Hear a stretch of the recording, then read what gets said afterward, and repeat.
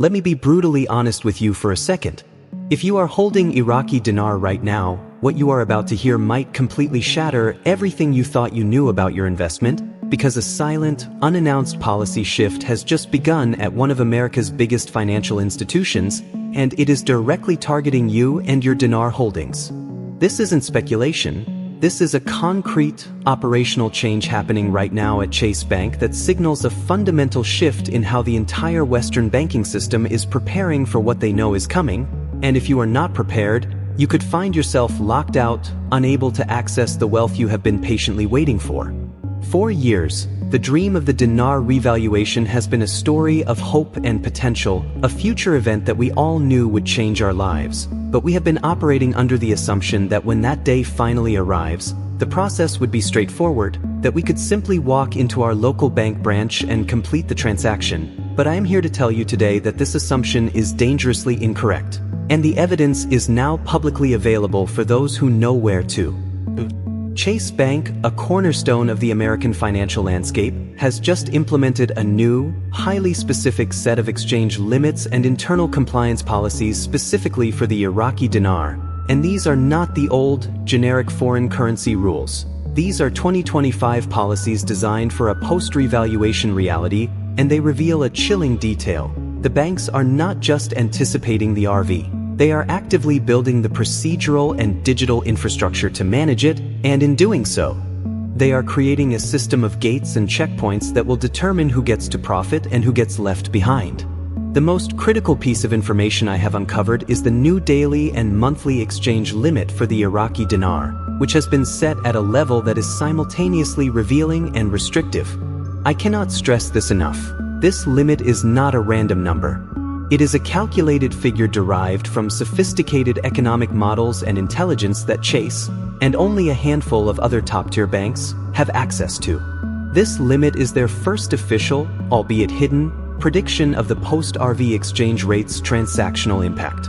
They are stress testing their systems for a specific value range, and by analyzing this limit, we can reverse engineer their expectations. Furthermore, the 2025 policy document, a copy of which I have thoroughly analyzed, introduces a mandatory source of funds verification protocol for all dinar exchanges exceeding a very low threshold. This is a game changer. This means that simply possessing the physical currency will not be enough. You will need to provide a documented, bank-approved paper trail proving where you acquired your dinar, and if you cannot satisfy their compliance department, your transaction will be frozen indefinitely, and your funds could be subject to seizure under anti-money laundering statutes. This is the new reality. The window of easy, anonymous exchange is closing faster than anyone anticipated.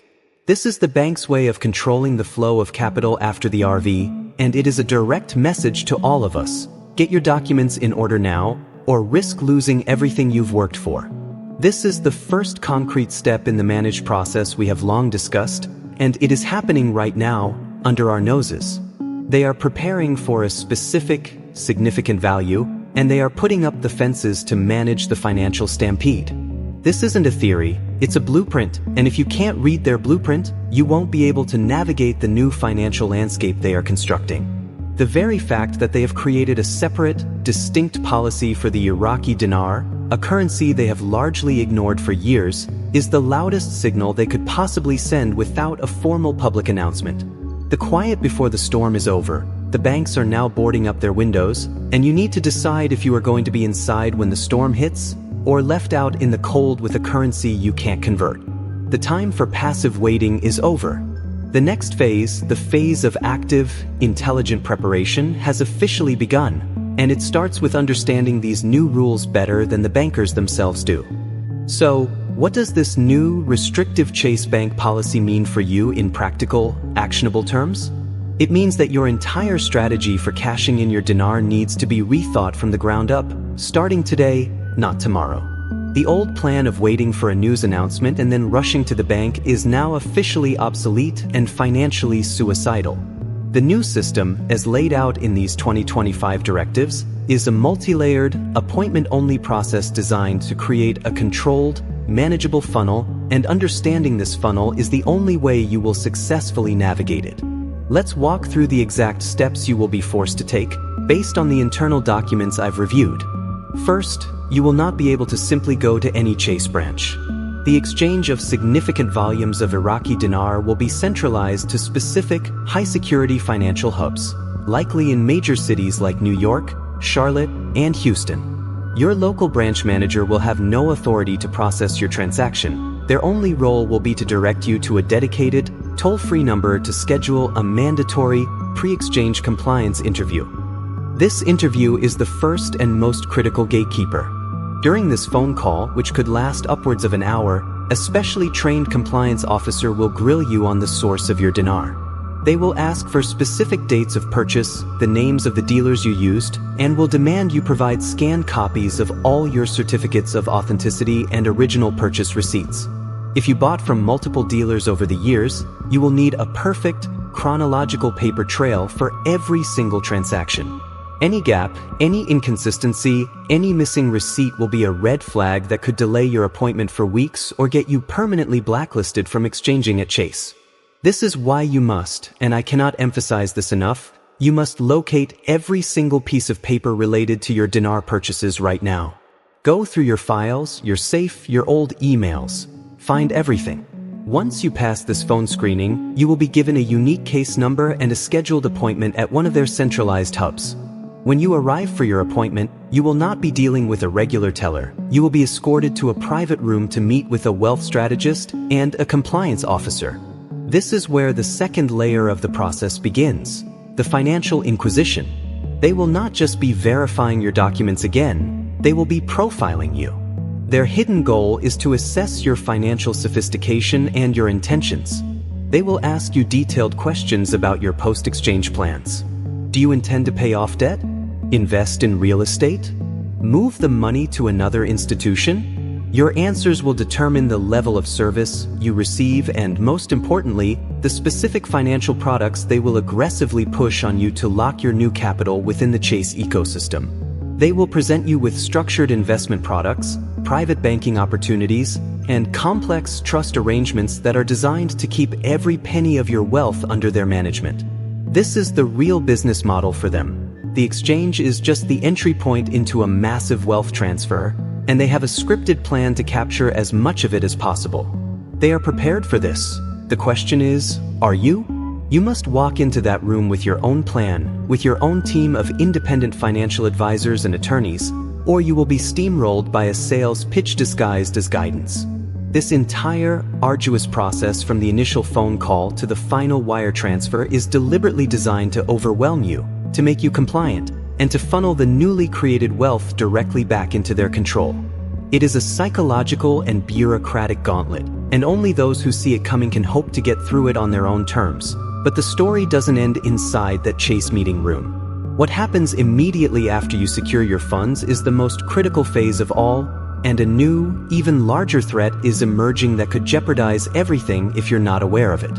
Don't go anywhere, because in the final section, I'm revealing a silent financial trap that could claim up to 40% of your money after you've already secured it.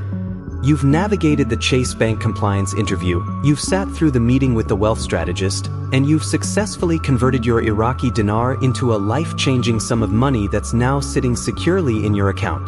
The monumental struggle is over, and you feel an overwhelming sense of relief and victory. But I need to tell you right now, with the utmost urgency, that this is the most dangerous moment of all, because a silent, automated financial trap is now activating, and it is designed to systematically reclaim a massive portion of your wealth before you even have a chance to use it, and this threat doesn't come from a bank teller. It comes from the very structure of the federal government itself. The moment that wire transfer hits your account, you become a glowing red target on the IRS's radar in a way you never have been before. The bank itself is legally required to file a currency transaction report for any transaction over $10,000, but what most people don't realize is that with an event of this magnitude, it's not just a simple form. It triggers a full-scale, automated financial review under the Bank Secrecy Act. The government will know you have this money, and they will be expecting their share, but the trap isn't in the taxes themselves. The trap is in the timing, the reporting deadlines, and the devastating penalties for innocent but costly mistakes. The largest immediate threat is the estimated tax payment system. As an individual, you typically pay taxes through withholdings from your paycheck, but a windfall from a currency exchange has no withholding. The law requires you to pay estimated taxes on this income in quarterly installments, and if you fail to make these payments on time, or if you significantly underpay, you will be hit with massive penalties and interest from the IRS, even if you fully intend to pay the total tax bill on April 15th. We are talking about penalties that could consume 5% to 10% of your entire windfall without you spending a single dollar. This is the first layer of the trap, the bureaucratic time bomb. The second, even larger threat is the potential for a staggering 40% flat tax known as the federal backup withholding. If the IRS determines that you have failed to report income properly in the past, or if there is any discrepancy in your social security number or tax identification number during this process, they can immediately slap a 40% backup withholding on your entire exchange amount. This means that out of every dollar you just secured, 40 cents would be frozen and sent directly to the US Treasury, and getting it back, even if you prove it was a mistake, is a legal battle that can take years. This is why having your financial documents in order is not just about satisfying Chase Bank, it is your primary defense against the IRS.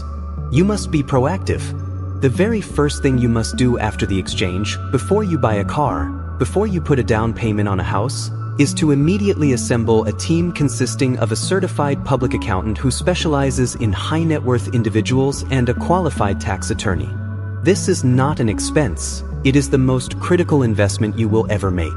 They will help you structure your estimated tax payments, explore legal strategies for charitable giving or trust formation to minimize your tax liability, and create an ironclad shield against the backup withholding trigger. The difference between keeping 70 cents on the dollar and keeping 95 cents on the dollar will come down entirely to the expertise of the professionals you hire in the first 48 hours after your wealth is realized. This is the final and most important lesson of the entire revaluation journey. The banks have built their fortress, but the government has laid the minefield around it. Achieving the revaluation was only half the battle. Successfully navigating the financial aftermath, where hidden rules and automated systems prey on the unprepared, is the ultimate challenge. Your vigilance cannot end when the money hits your account. In fact, that is the precise moment when it must be sharper and more focused than it has ever been before. The dream was to achieve financial freedom. The reality is that you must now become the sophisticated guardian of that freedom, because the systems in place are designed to quietly take it all back. If this 3-part series has opened your eyes to the real battle ahead, then you need to take action right now. Do not wait. Click the subscribe button and hit that notification bell, because what I will be revealing next is a direct blueprint, a step-by-step checklist for the first 24 hours post-RV, including the exact documents to gather and the first 3 phone calls you must make. This is information you will not get anywhere else, and it could be the difference between keeping your entire fortune or losing nearly half of it to silent, automated traps. Stay vigilant, stay prepared, and I will see you in the next video.